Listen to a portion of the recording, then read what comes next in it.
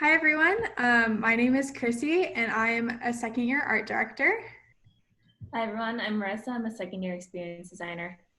So welcome everyone to our second virtual Thursday forum. We will have time for a Q&A at the end, so please feel free to submit your questions in the Zoom chat.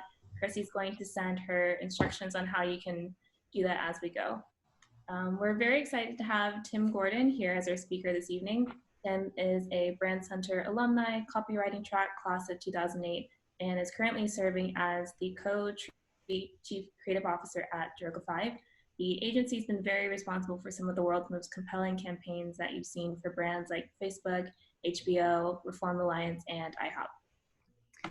Tim has been with Droga since his graduation and has contributed to award-winning work across their clients, including Puma's The After Hours Athlete, Under Armour's Michael Phelps spot, and as some of the second years may recall from last year, the New York Times Truth Campaign. We're delighted to have him back here today to talk to us about the art of caring more and why more effort can make our work feel easier. And with that, we'll turn it over to you, Tim. All right, thank you very much. It's funny to think about November of last year feels in both ways like yesterday and also probably the furthest thing from that it seems possible. But it's very nice to be back. Thank you for having me. Yeah, I mean, I guess I'll jump in. I don't have a lot of slides. I don't, I always find that it's in many ways best just to use slides as a way to sort of a jumping off to conversation. I think what I thought was a helpful thing to talk about right now, and it's certainly something that I'm sure you and we talk a lot about within our industry and within our walls is the idea of fatigue. And I think that in a way, fatigue is natural in the work that we do, but I also think there are ways to sort of circumnavigate it. Not always. I mean, we all get exhausted. But I've often thought, and we talk a lot about this at Droga, that the idea of care and caring more is sort of a way to sort of circumnavigate that idea of fatigue, or at least mitigate it.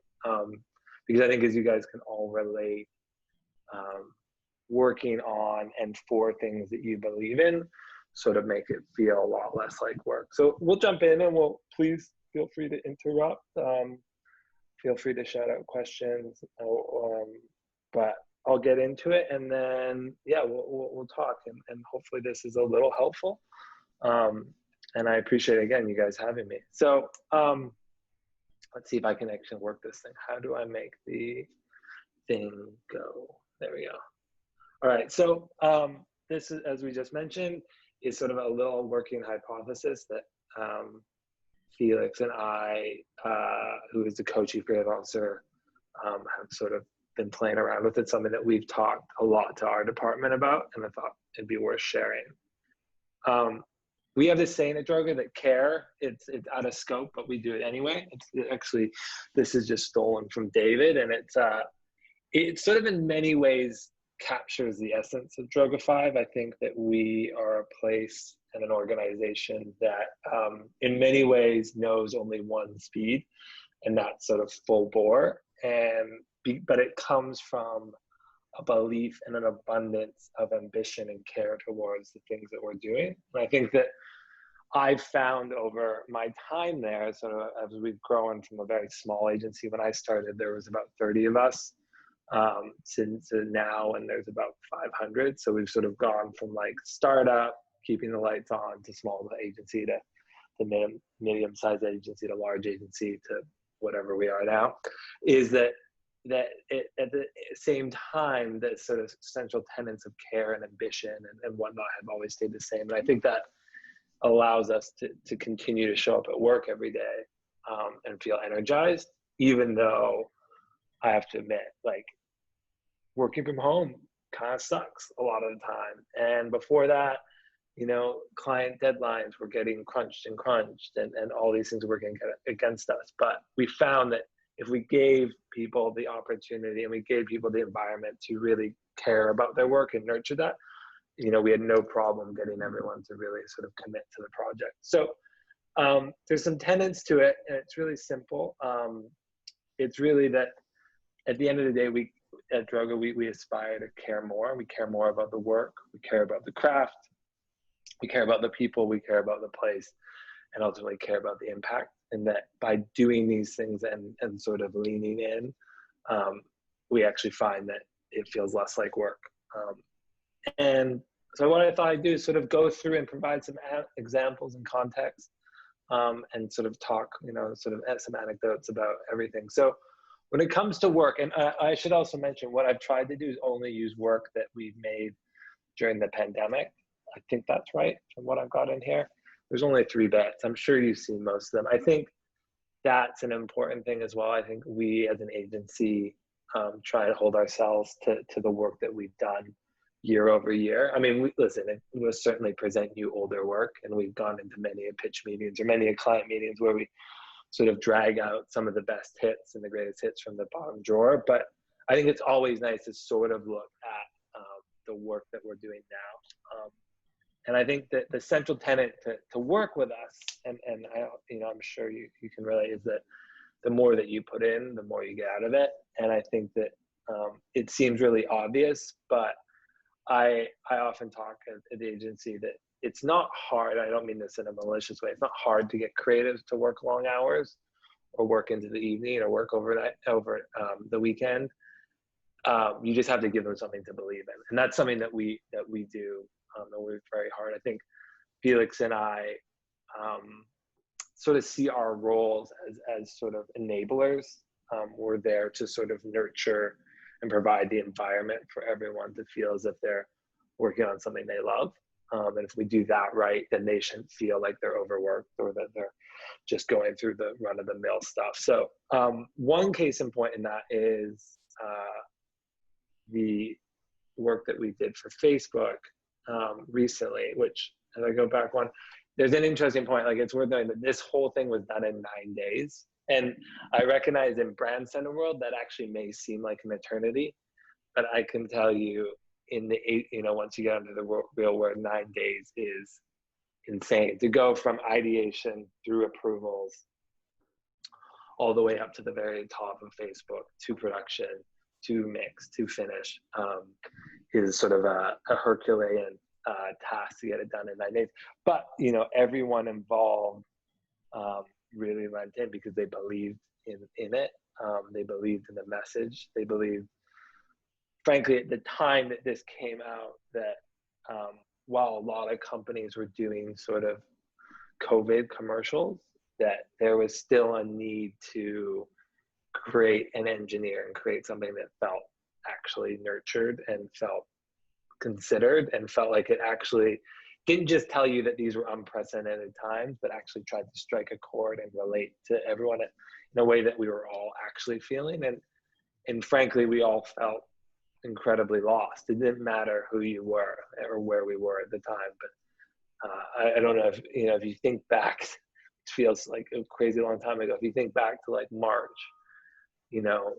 certainly in New York, like present company included, like people were packing up their cars and leaving, very unaware of like what they were leaving and when they would come back, what the world was going to look like. So when this Facebook spot came up, I think it hit a chord and touched on the idea that if we have human connections, regardless in which way they're facilitated, that we won't be lost. So I will go to the next slide and play that, and I can talk a little bit more about it.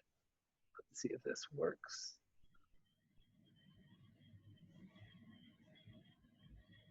Can people hear? Is there like a thumbs up, thumb down? Okay. Does anyone know how to play the audio through Zoom? You just play it. It should. Should? Okay, yeah. Let's try. Oh, Angel says you have to click share audio. There we go. Okay. Hold on. Where do I share audio? I think it's under the share screen section in the middle. So if you click that, you can share computer sound also. That should be on your Zoom interface. Okay, hold on. Sorry. This is why you get here early. Hold on. Zoom interface. I think if you unshare screen and then share it again, you'll get that option. Oh, share right. audio. Oh, yeah. Lovely. Thank you, whoever that was. Let's try that.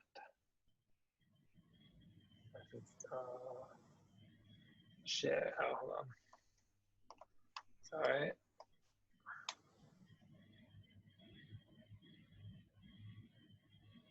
Did that okay.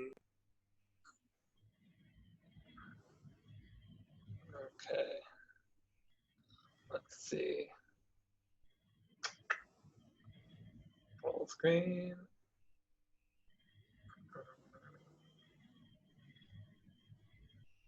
Okay.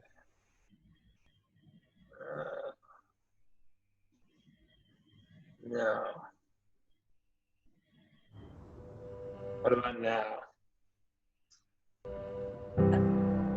Perfect. Okay.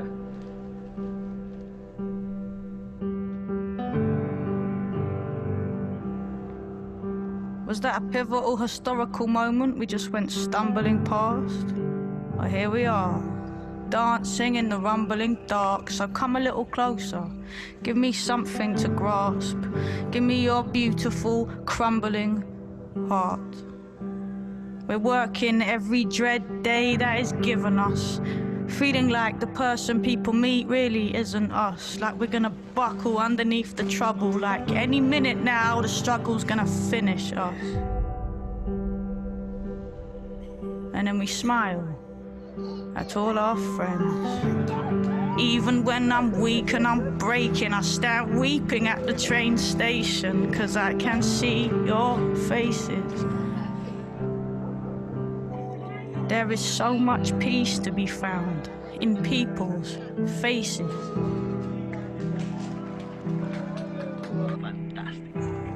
I love people's faces.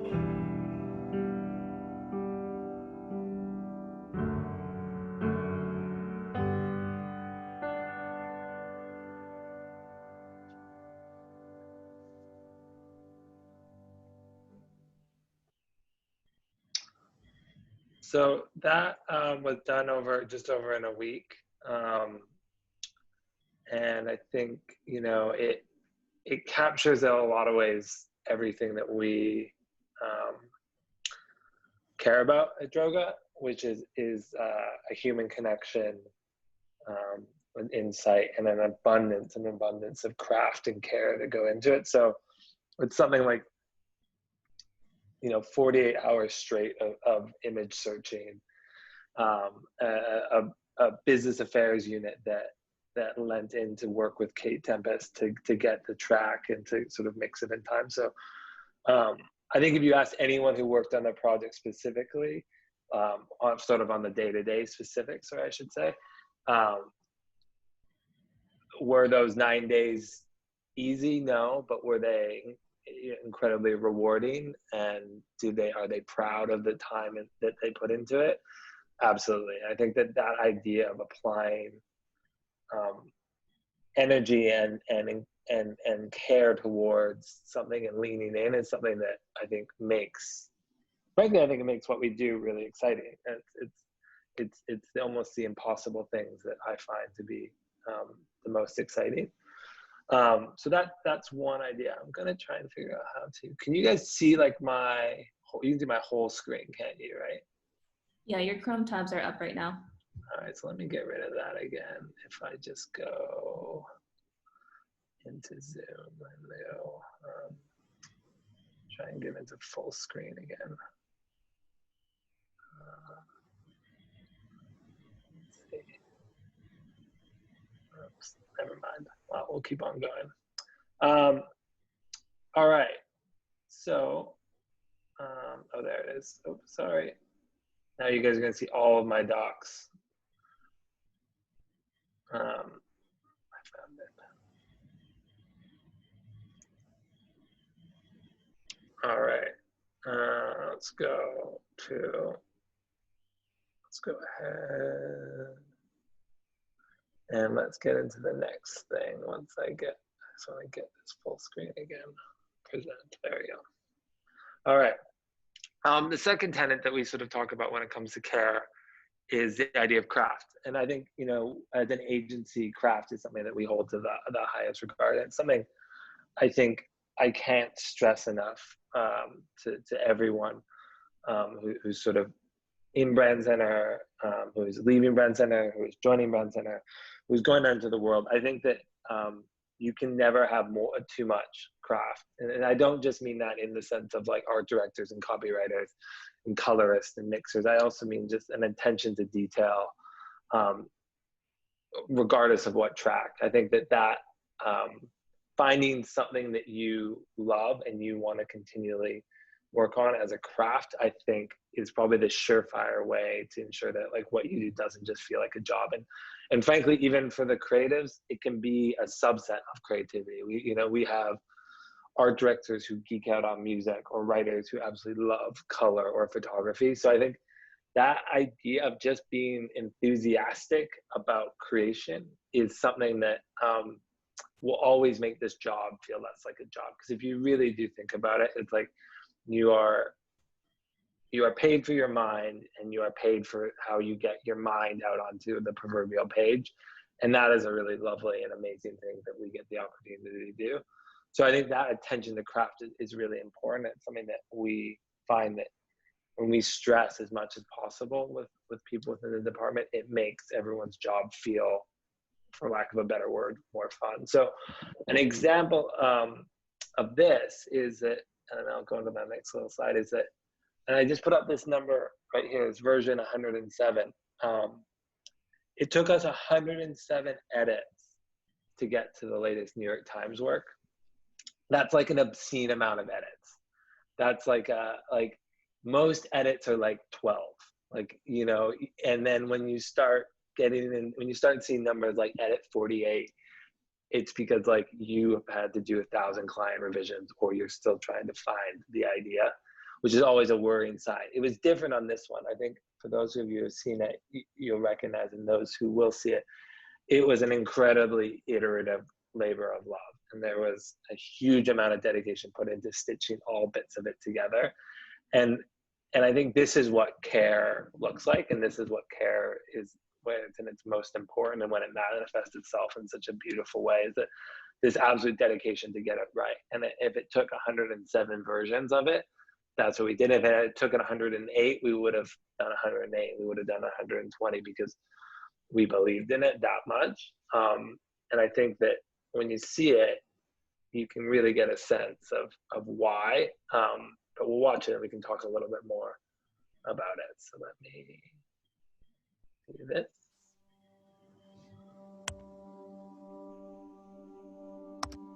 You guys take the class?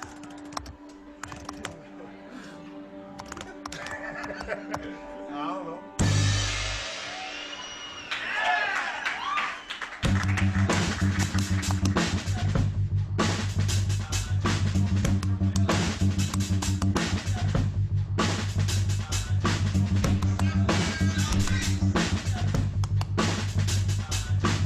Here's what else you need to know today on Thursday morning.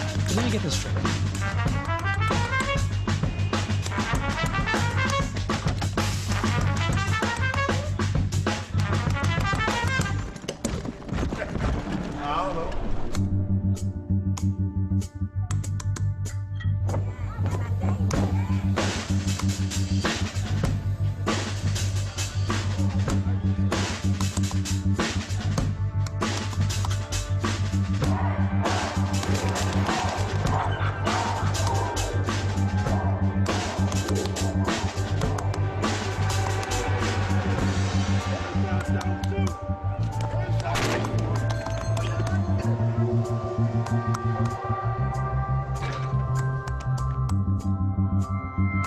It's been 7 days.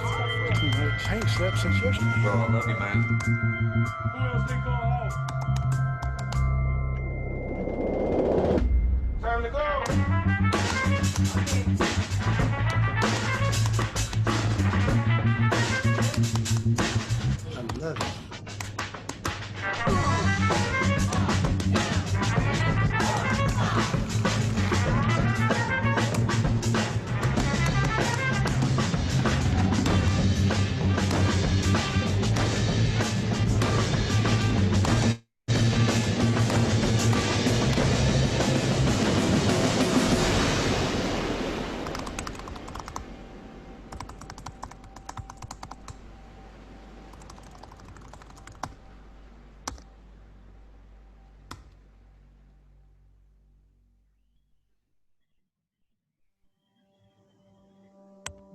Sorry.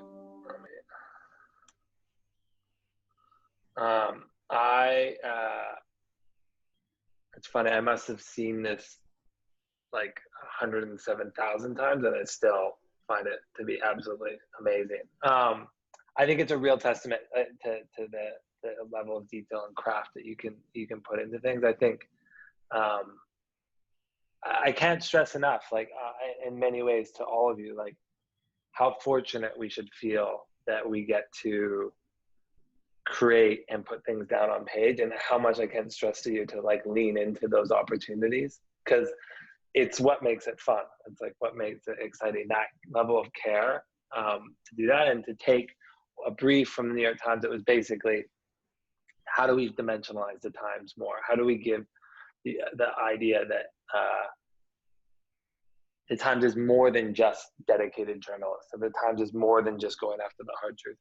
The idea that the Times actually can, for every stage of the life that we're in, or the life that we're leading now, especially during the pandemic, that we can be there for you. And to do this, and to be able to stitch together headlines like this to create something as beautiful as this I know that the people who worked on it day to day feel a huge pride and honor in being able to do that. So I think it's worth all recognizing the sort of the luck we have to have a job that sort of requires us to, whether it's writing the brief or coming up with a business plan or creating the art direction or coming up with the technology, but to be able to pour our creativity into an idea is something that we should all sort of never take for granted. And I think if you sort of approach it with that level of care, again, it's like all that hard work starts feeling really, really easy. Frankly, the hardest thing is for me to figure out how to get back to full screen after I play a video. That's about it right now. So I think the next one is people. I think we talk a lot about this in the agency. There's 92 creatives at Droga5. I think that I feel a huge responsibility for each one. I wanted to focus on one person, not because she's any more special than the next, but her name is Stacey Ann Ellis. And the reason I wanted to talk about her is because I actually wanted to implore on each one of you, as you go off into the world and you go off into agencies or companies. I mean, you are in many ways the cream of the crop, and you are at sort of the absolute best place to be learning the skills that you are. And you will ultimately become leaders of whatever agency or department or company that you work for. But I think it's also incredibly incumbent on all of us to recognize that we don't all go through these paths. We don't all have the fortunate opportunity to go to a globally recognized, world-renowned school for what we do. And that actually many different paths lead to great, in this case, creatives. And I think that that's something that we care a whole lot about at Droga. I think it's something that more than anything, I just wanted to chat to you about, because I think as you guys go out into the world and find yourself in these positions, it's important to look to the people who didn't chart the same path as you. So Stacey is one of our most talented copywriters. She just, and you'll see some of her work in a minute, she just did the reform work. She penned this amazing art spot for the 1619 project for the New York Times. She was, it's up for, the Ag Color Awards Day, but she came through an incredibly she didn't come the traditional route. And I think it's important to care about not just the school name, but the journey that people went on. So Stacey's phenomenal. Stacey came through as a journalist. She worked at Vibe magazine for years. And then did a program within Droga called D5 and 10, which is a sort of short 10-week program for people in creative class, but who haven't had the time or the wherewithal to sort of find themselves within an advertising specific program or branding program. And it just proves that like great thinking can come from anywhere. And this is certainly not me standing here saying,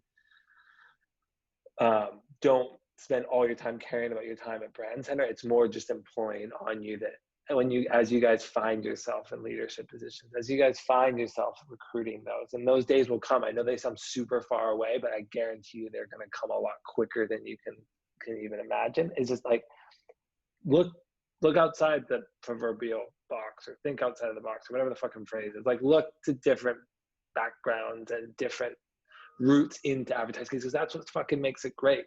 That's what makes it the most interesting, is that it is sort of this like sea of people who are like kind of confused about what kind of job they wanted, and like frankly we're like, I don't know if I want to do like a regular job, and that's what makes it lovely. And that sort of semi group of misfits, I think, is what's really important. It's something that I mean, frankly, I probably do lose sight of it every once in a while, but I do really treasure the idea that there's all a little bit of weirdo in everyone who's in this in industry. It's funny, we had a Van Jones, for those who know of him, came and gave a talk virtually this morning to the agency because he works with us, and it was interesting. He was talking about the nerd inside of him, and the idea that he never really felt like he found a place as he was growing up, and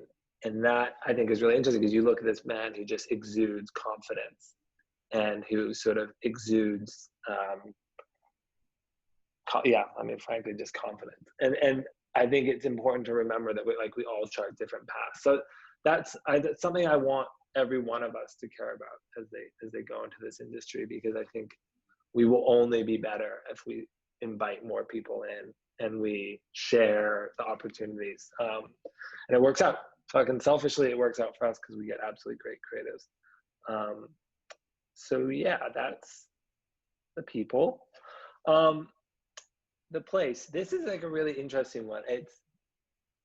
So for Droga, I'll tell you my story. So for Droga, we talk about the place as the sort of four walls, or at this point, the Zoom, the four walls of a hangout.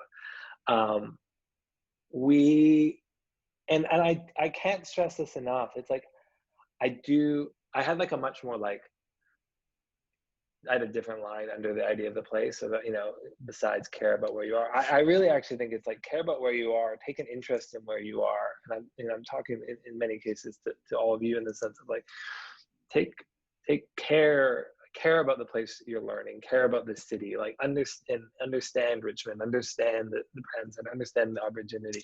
Because frankly, like nothing, and not to get too heady about this, but like nothing is permanent. And like, it is like, we are all in transition, and you will find yourself leaving these walls very quickly, a lot quicker than you imagine. So I think it's really important to care about where you are and where you find yourself in this sort of space and time right now. And frankly, I didn't, like when I was at Brand Center, it was like, and I know it's hard not to think this way, but it was like sort of nose to the grindstone, and it was only focusing on the work. And I think that while that's incredibly important, I don't think I took enough time to sort of fully understand the school I was at, the place I was at. And I think, looking now and looking at the world we live in, and there's so much that like, I wish I'd spent more time understanding Richmond, understanding the school, understanding its place in history, and what it facilitates, that I think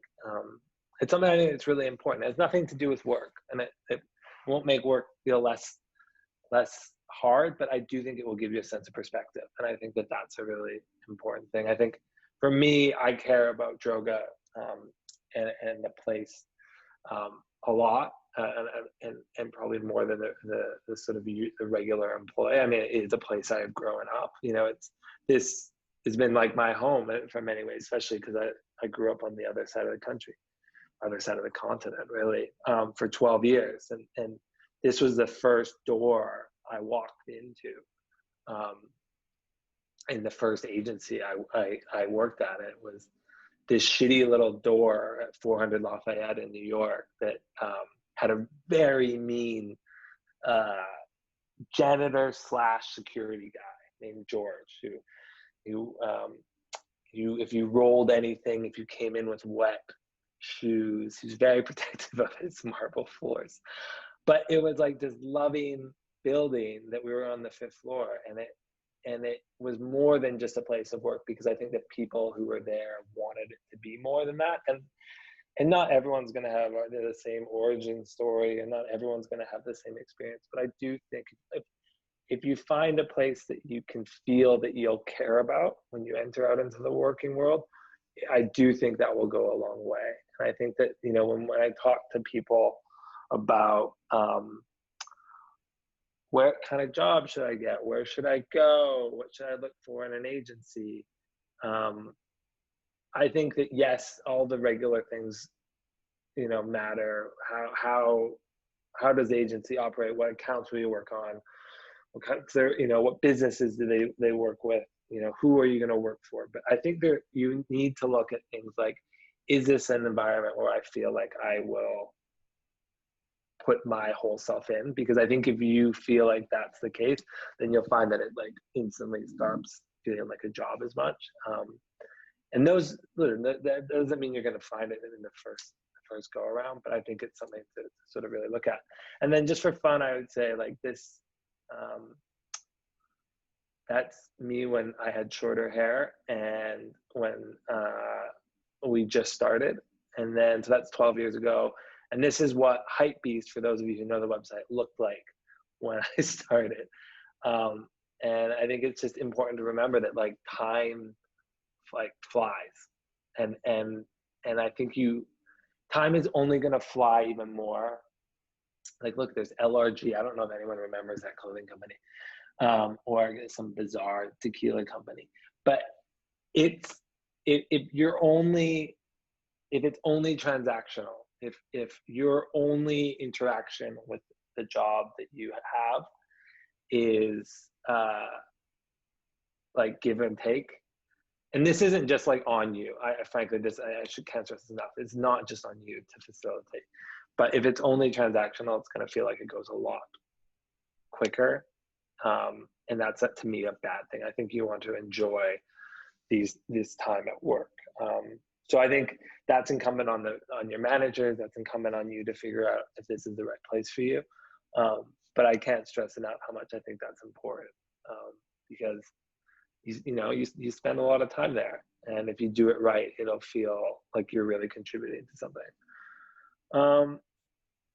And then I think finally, it's something that we talk a lot about, is that like most advertising is shit, and 95% of it is. And if you're going to contribute, you might as well be good, and it might as well make an impact. I think we think about this in two ways. One, you're asking a lot of people. You're asking to interrupt their lives. You're borrowing their time, so that it's important that the work is impactful. But it's also what we put out in the world we should care about. And it doesn't mean that everything is altruistic. Like we're not a pro bono agency, but I think we champion the things we believe in, and that's either things around humanity, but it's also like, if you're going to make something, at least make it look good, and at least make it feel considered and care about the thing that you put out. And I guarantee when you start doing that, it will never feel like you're working too hard on something. So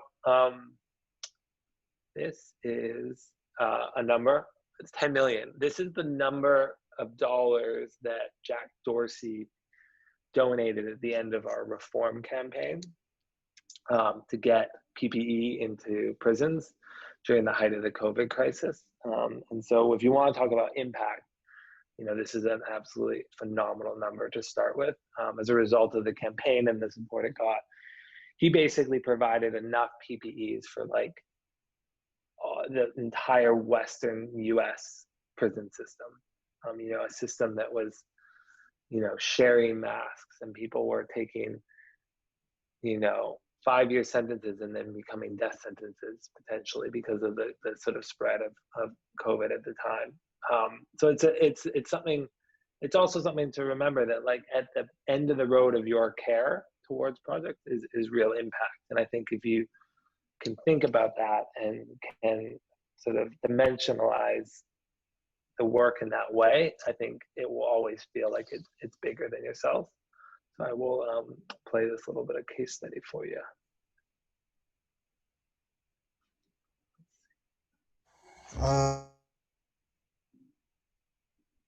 know how to start this. Maybe just make sure. There we go. I don't even know how to start this. All of a sudden, out of the blue, everybody just dying and getting sick. They literally leaving us in here to die. The coronavirus is spreading inside the jail. Sweeping through the country's jails and prisons. Jails are petri dishes. Breeding ground for contagion. Jails and prisons in the United States could turn into morgues over the next. A minor arrest could be a death sentence.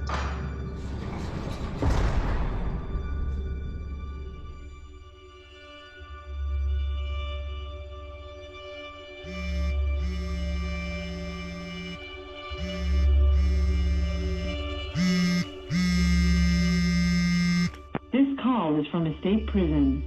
I'm incarcerated in Connecticut, and I'm in a dorm setting with 100 other inmates on a daily basis, so it's really impossible for me to practice social distancing. We as inmates, we do stuff. It was nights when I cry myself to sleep. You just don't know what tomorrow might bring. Everybody's crime wasn't that severe that, they deserve to die in jail.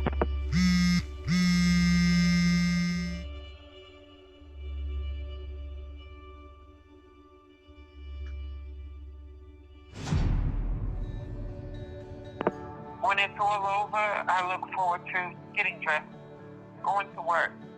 Watching my son shoot basketball. I look forward to starting a garden with my 5 sugar babies, my grandchildren. First, I gotta live through this situation. There's a lot of sick people in here, and nobody cares anymore. I have to survive. Gotta survive in here.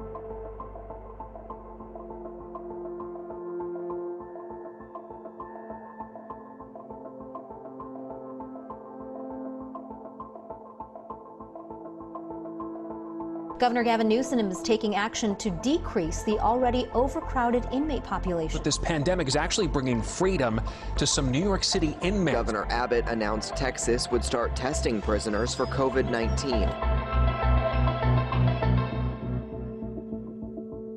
The Group Reform Alliance, which has Meek Mill and Jay-Z among its founding partners, just announced today that it will receive a $10 million donation from Twitter CEO Jack Dorsey. The funds will help deliver personal protective equipment to every prison and jail facility in America.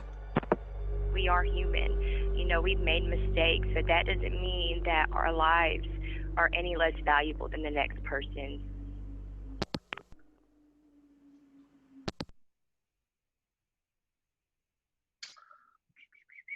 So yeah, I'm an amazing organization. If you don't know much about them, I definitely can't stress on enough to check it out. It really is one of prison reform and things of that are one of the sort of true bipartisan issues right now. So it's one that hopefully we can really start to enact change on. So I do definitely stress to take the time to learn a bit more about it. But yeah, it was a really it was a humbling process to work on, because all those recordings were done, with people who are currently incarcerated behind bars and people who for no fault of their own were being exposed to COVID.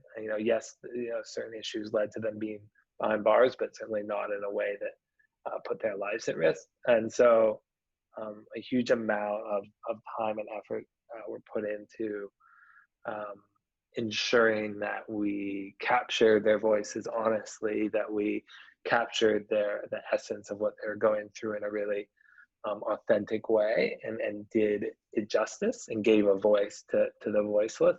And I think a lot of, I hope no one's drinking every time I say care, but a ton of care that went into making sure that we did it justice, which is, I think, a big part of it. So, it was a great project to work on, one that I think left a lot of us changed for the good. And then, I think at the end of the day, it's caring is it's something that I think comes naturally to all of us. I mean, we're all human and we all have empathy and we all want to apply. Our philosophy is that if you apply it in abundance to the thing you work on, which may seem counterintuitive, the idea to sort of meet work with even more enthusiasm may seem counterintuitive, but I can't stress enough, at least from personal experience, focus group of 1, someone who leads a department of 90 some odd creatives in arguably the best creative shop in the world, that it does work. It's like a weird equation that works. And I think that the other thing to note is, like, I can't stress this enough right now, is like, please take care of each other. We talk about this. We do a meeting every Tuesday. We have a creative status where we get everyone together. And the first things that we say out of our mind, or out of our mouths, is take care of each other, look after each other, and take time for each other. And I think that that's an important thing. I think that can be done in a multitude of ways. It can mean leaning in to people. It can mean giving people more space. But I think that same philosophy can apply to each one of you as you're going through your brand center experience. Because as I was telling Ashley earlier, it's like, I obviously knew that, like, everyone's situation at work is different. Like, it's not like a duh statement. But I think during this whole process, we've really learned in full weight, like, the differences of experiences and the way in which we're approaching the situation means that we are truly all individuals and we all react different, and that we've really worked to sort of accommodate that in a way that actually gets the best out of everyone. Not in an exploitive way. I just mean, like, some people work better, at home, and we'll continue to try and facilitate that, as we go into as we go back to work. It doesn't mean they'll just get to work from home ever. We do believe in coming back and being together, but, like, we will take things from this experience and come out on the other side better. And I think if we look to take care of each other, and I know it sounds hokey, but it is, I think, a really important thing. And I think that it will make your experience better. It certainly makes Droga a better place. And then I think I wanted to end on this quote that we gave, actually, when we addressed the whole agency, when we were appointed to our new role, is that there are easier places to work than Droga5, but there aren't more rewarding places. And I think at the end of the day, that's the essence of what we believe in. It doesn't mean we are a sweatshop. It means that we are committed to certain things. Abundance of care is one of those. A safe place for dangerous ideas is another one of those. An idea that we are creatively led and strategically obsessed, and that we are built for humanity are things that appeal to people. And it doesn't make every day easier. It makes for harder conversations, longer time with client, more time in the edit, more time working on presentations. But it will ultimately make it a more rewarding place. And I think that when things are more rewarding, they feel less like work. And when they're more rewarding, it actually feels like less work. And I think that's a big part. So thank you. Thank you for bearing with me as I sort of navigated Zoom presentation. I will also leave you with this, that it will be okay. I know that a lot of you, and I think I've probably spoken to some of you, and I've certainly spoken to some of your classmates. I can't empathize and stress enough that, like, it is a tough time. It is incredibly tough for all of you. I know that there's a lot of uncertainty of what you'll be entering out in. I can tell you simply that it's not completely analogous, but my wife graduated from Brand Center in 2009 as the market fell off a giant cliff, for actually a lot more fucked up reasons in many ways, like just purely economic. Like, nobody knew what was going on. Like, at least as horrible as this is, and it is the worst thing that could happen to the country, I do think business will pick up, and once we get it under control, hopefully, praying to whatever God he or she may be.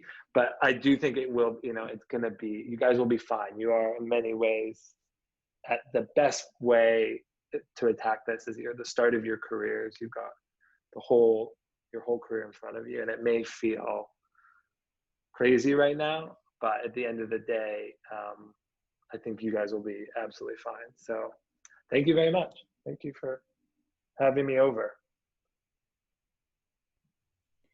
Thanks, Tim. We've got a couple questions for you. We've got some time to go through them. So first one is from David Ligon, and he's a second-year art director. His question is, how do you measure good? It's a really good question. It's funny, and I apologize, I can go off on tangents. I'm also gonna stop sharing because it's like freaking me out, if that's okay. Yeah, there we go, normal Zoom. It's funny, so we've actually been asking ourselves a lot about that. We have made a considered effort to try to address what we determine to be somewhat coded language sometimes within the agency. So a language that is things like, oh, well, that's not the Droga 5 way, or that's not conceptual enough, or, you know, maybe think bigger about this. And the reason I'm mentioning that is when you start doing that, you start realizing that we work in a subjective industry and we work in a subjective field. And that's really exciting. And it should always remain the most exciting thing. But it does make, you know, objective good versus not good a harder thing to pin down, especially when you start recognizing, to my earlier point, it's like we don't all come from the same creative mill. Like we're not all just factories. Like we haven't been sort of pumped out in the same mold. What one person likes is different than other. I think that there are objectively some things that make something good or not. And actually it goes back to the idea of caring, is like, is it well written in a way? Is it thought through? Does it take into account, will it work for the client? Will it not work for the client? Does it evoke an emotion? You know, does it bring a smile to your face? Are there sort of intangible things or a tear to your eye that, like, if you even tried to suppress, you wouldn't be able to? So like, I implore anyone to tell me when the first time they watch that Facebook ad that they don't feel something, or at the New York Times ad when that sort of jazz beat breaks at the end, that you aren't left feeling sort of a visceral reaction. And so I think that's how we look at good. It's like, what does it break? You know, what does it bring out of someone?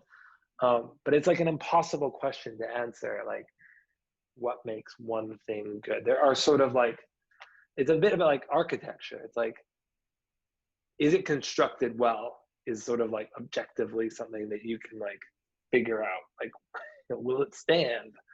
Does it have stairwells? Like, could someone live in it and not die? But like, is it your type of architecture? I don't know.